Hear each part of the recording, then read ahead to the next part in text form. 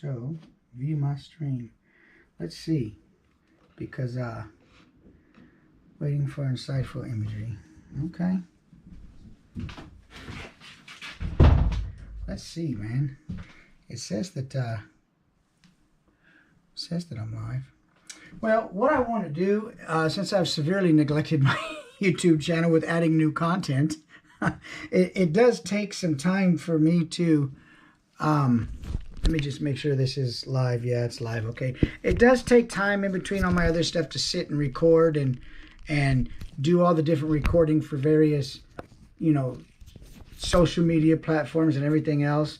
Let me just adjust this camera. And so it's tough to create, I'll get this adjusted. So it's tough to just kind of sit and record everything for different parts of what I'm doing, and then, share them with all the different platforms and make TikToks and Reels and then, record content at the same time and then edit it and voice over for YouTube. So anyway, what I want to do, and at least for today, but in my random brain, I have I want to start including some, since I do a lot of 3D printing and I sell a lot of stuff on Etsy and my website. What I want to do is I want to go ahead and start sharing some 3D printing stuff also on here. What I want to do today is I've got one of these cabinets here that it's on the, I'm gonna get it off the printer right now. Well, actually, I already got it off the printer. It's in alcohol. I want to get it off, bring it over here, take it off the build plate, cure it, and share with you kind of the process that I do from, at least the printing part of it to the finished painting part of it and stuff like that. So, and when I, forgive me because this is straight flat on the counter. Matter of fact, what I'll do is I'll take these little potion bottles off. But it's kind of a cool process. A lot of people, on Instagram and stuff that follow me and, that whole toy photography community, we see these, props that I offer for sale and that I have in my photographs, but I don't often record or share the process that leads up to being able to put the print in the photograph, the whole creative part of it. So I kind of wanted to just touch on that during this live. And but what I want to share with you is, this is a cool little prop here, little print. It's got sliding doors. You can open these up. And so I'm going to have these available at Legion's Con also with some other stuff that I've designed for Mythic Legion's figures. So, this is a cool little functional prop. And I just want to go through and share with you how I'm going to take this one here off the build plate. And we'll move this rascal to the side. Take this one off the build plate, and then the good thing about a live stream is it's going to save me time. The bad thing is if something is jacked, you're going to see it right away. There's no editing it. So we're going to let's see if I can close this over here so I can see any type of comments or anything on my phone. That would be certainly helpful, so I can see if people chime in and say anything to me. But I haven't done the live in a while, so I want to make sure. Let's see. No, I don't know that I can see comments on here, which is a bummer. We'll figure that out later. So let's get this thing off the build plate. It's been soaking in alcohol for a little bit while I've been at work. And we're going to bring it over there and get it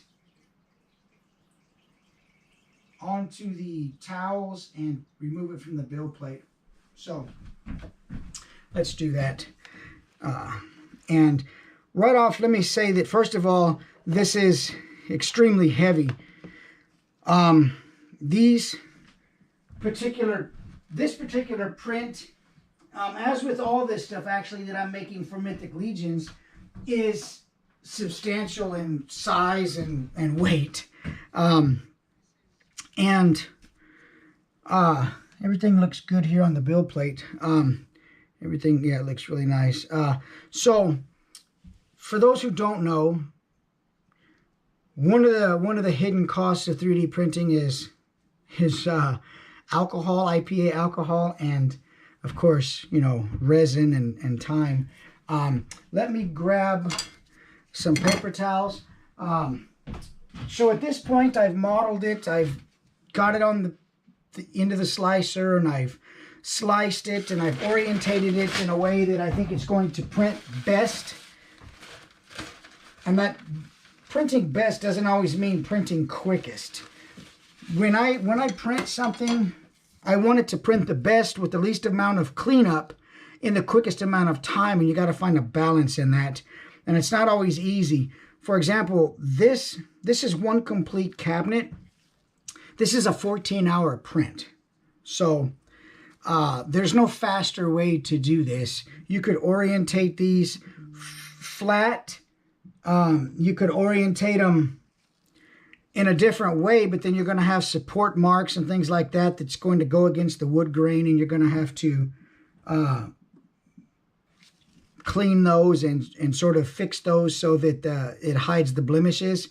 What I've done is, since this is a stackable piece of furniture, I've gone ahead and printed it to the build plate so that the flat bottoms, you know, there's no support marks. So that's one thing that I've done in this. And every print is different. So what I want to do is go ahead and see if we can do this and not ruin anything, since I'm doing a live. And then I'll share with you. So we're just going to get this little spatula. We're going to go ahead and release these from the build plate. I'm going to set them over onto the paper towels for a second. And I'll tell you what, there's enough alcohol drained off of here. So this doesn't slide around. I don't need all that slipperiness. I don't need all the slipperiness. So let's release this. Okay, this is a shelf. These are supports. I actually used heavy supports on this, and I printed them vertical. That way that there's no support marks on the shelf itself, just on the bottom, and it's easily cleaned up and easily hidden. So each one of these cabinets has one shelf and two doors. So here is a door. If I don't drop it, there's a left door and a right door. And because these, like I showed at the beginning of the video, slide and slide open and closed. So,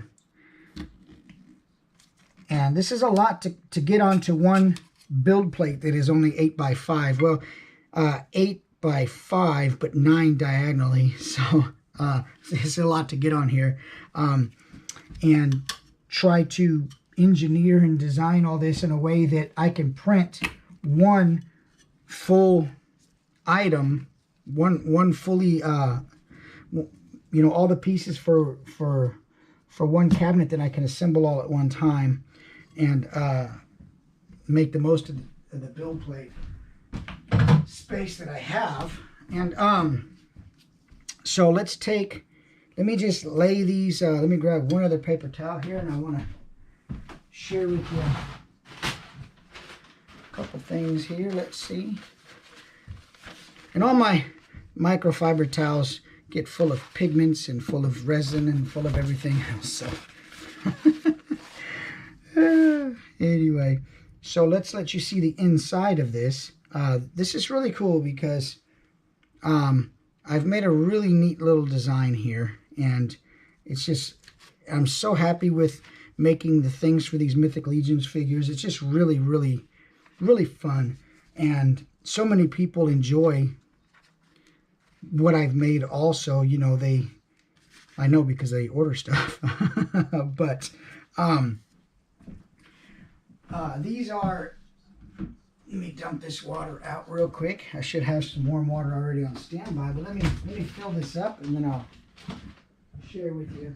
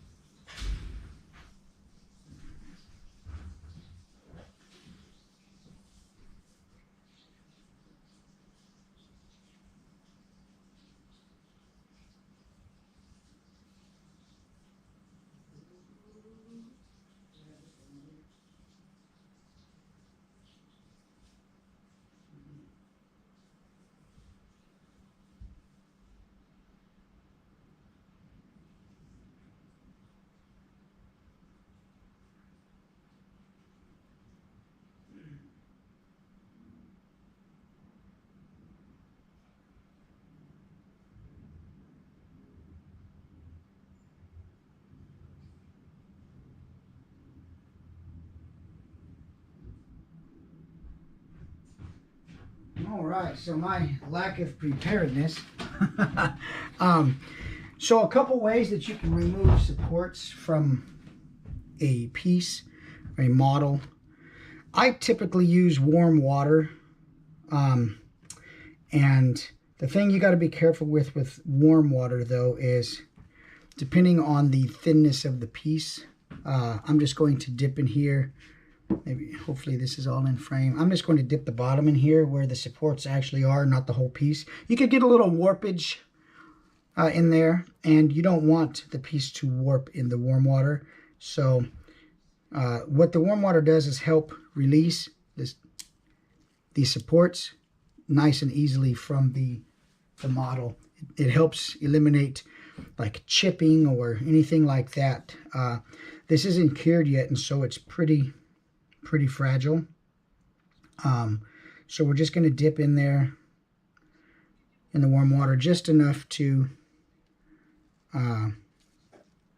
release it here. Now, one other thing is I've got to put a little bit in here because I've got the... There we go. Okay. There we go. Throw that in the trash. Usually I just let the pieces, the support pieces fall into the warm water, and I dump those out in the trash. But the easier you can get these supports off the model, the more, the better the model does, as far as there's no chipping and no little divots and things like that. And you really want to avoid shock, and I'm going to do this side piece first. You want to avoid shocking it and just prying stuff off, because it's going to leave marks, and we want to avoid marks. So there we go. See, and since I printed this with the supports down there, you'll never see that on these doors, and so that's kind of the idea behind the way I orientate this. It does really increase the print time. Like I say, this whole cabinet is a 14-hour print. So you just set it, and I go to work, and I come home, and it's done. Now, in that time, you've got to calculate and make sure that you're not going to run out of resin and things like that for the print. But I've printed these enough, other models enough to know that that's not going to be an issue. So, but it could be. So see, there we go. This is the trim that goes on the very top of the cabinet. And so that's done there. So now we get on to the little bit of a trickier part here. Going to move this stuff to the side. We have the top and the bottom of the cabinet here. This is the top and bottom, and it goes like this when it's assembled. So inside here, you may say, well, why are all those things in there that look like a bunch of lattice? What these are supports. So when this prints basically upside down, this roof needs something to hold it before, while it's curing and coming in and out of the vat. It needs something to support it so there's no sag. And that's what these little supports do. They're like little tentacles that hold it and support it while it's printing. And so that's what these are. So let's go ahead and go in here and loosely, easily sort of tell you what I'll do. I'll go ahead and give it a little bit of a little dunkaroo here, not too much. We'll just release one side. This is pretty thick, so I doubt it's going to warp, but you want to avoid that. And see how easy that comes. Once you just give it a little dip, it's so much easier to release. And then we'll do the same on the bottom. Just dip the bottom in there and get those supports with a little warm water on them. And then, see that? Real easy. The thing in here you have to be cautious of is the shelf supports that the actual shelf rests on. That's only a 1/10 of an inch thick, and we don't want to break that. So we'll go in here and we'll take all these little bits of support out, and these will just go in the trash. So look like little scaffolding, but they're not. I guess you could cure them and use them as like scaffolding or something for a real small scale. figures or dioramas, but let's go ahead and just add a little bit of warm water on those. There we go. There we are. Get these rascals out of there. There we go. See how easy and clean that removes? Just really, really nice and clean. And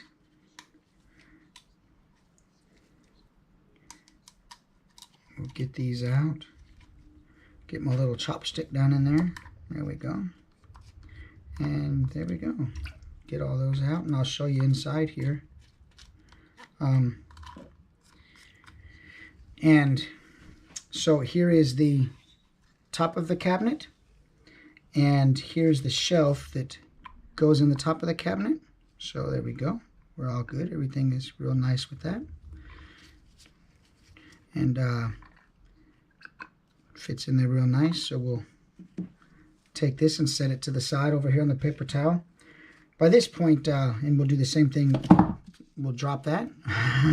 Sometimes it's a bit slippery if there's still a little bit of a resin that hasn't washed off. So we'll go ahead and give this a little dunk in here. Now, the fragile parts on this piece are the sliding rails. There's a groove that I have modeled in here that the cabinet doors will slide in.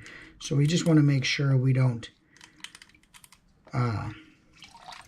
chip that, crack that, break that, any of that. Hey, it sounds like a rap song. Chip that, crack that, break that. Not really. So let's go ahead and get these off. And same thing here. We'll just go ahead, and there's not much on here that will warp if I leave it in the warm water. So we'll just go ahead and get these bottoms wet, and then I'll sort of loosen them up in there. Every model is going to be different, so there we go. We've got those loosened up. Now let's flip it over, and we'll do the same on the top. Okay. And like I say, every model is different. Every model has its own unique needs and way that you have to do this based on, you know, how fragile it is, how complex the model is, and stuff like that. I mean, this is basically just a box with a couple spots to watch for. So, okay. So we're good with that. Let's set that there. And what I like to do also is, once I get everything out, even though I know, like I say, I've designed this. This is actually a revision. The original model that I did.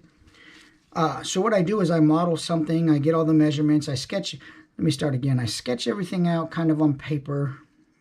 Thicknesses of walls, measurements of doors, height, widths, etc.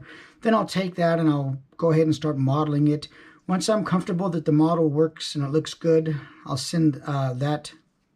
I'll export that as an STL file to a slicer, or in this case ZBrush, so I could add wood grain texture. And then I'll take that over to the slicer, and I'll slice it, and then I'll print out the initial first print. And that first print is, most of the time, it's going to be really close, but it's going to have some things that I just can't figure in my head or see on the screen when I'm doing the modeling, and so I have to have it actually in my hand. It's probably more of a mental limitation for me than it is anything else. I just need to be able to have it in my hand to see how well everything slides and how well everything fits. So anyway, one adjustment that I made from the original model to this one was this door, this sliding gap in here was a little wider on the initial model, and so it gave the doors more play. You know, they had more play side to side in there, and I wanted to eliminate that. So let's take this over here. Now there's a left door and a right door on here, and they are based on the door knobs, and I'll show you kind of what this looks like in here. These grooves come up higher in the back, and the top groove comes up lower in the back. And the way this works is this is designed to slide inside the slot here. And let's get this rascal down in there. It's designed to slide in there. I may have made it a little bit tight. you could just give that a quick little sand and it'll go right down in there. So note to self, make one more adjustment. See, that's the way it works. Let's flip this to the side and we'll just sand that a little bit, and on the subsequent ones I'll go ahead and adjust the height of the door. I went up a little bit high with it, but it's okay. I can just sand that here real quick. Not a big deal. That's what I get. See, but that's sometimes, and this is only the second time I've printed this, so we're doing pretty dang good. I could cure that real fast and sand it and put it in here, but I don't. Let's see here how we can. Yeah, I made this one in the front just a little bit high. So, see, that's one of the advantages of live streaming. You get to see the blunders. It's not really a blunder, but it's not right. So this goes here. Then this goes like this. And then we've got the 2 sliding doors. And let's bring this over here. And then we've got the trim piece that goes on top. Just like that. And that'll be the whole cabinet itself right there. Once I go ahead and get everything cured, and then I'll primer it. I'll tell you what I'll do. Let me, yeah, so that'll be, I guess that'll be my first live with this. The next live that I'll do is I'll take a little tiny bit off the bottom with just a little bit of sandpaper real quick, and then I don't want to sit here while I cure it and spend 30 minutes of doing nothing while I cure it. So I'm going to get this cured, and then I'll do another live, and then I'll post that part 2 so that you can see how it looks once it's cured. It's going to change color, and it's going to, you know, be ready to primer and paint, etc. So let's go ahead and I'll cure this, and then we'll do the next part of the video, and hopefully you come back and watch that too, man. So in the meantime, take care, and visit me on my Instagram, insightful_imagery, TikTok, insightful imagery, and here on YouTube. All right, and my website, insightfulimagery.com, and my Etsy.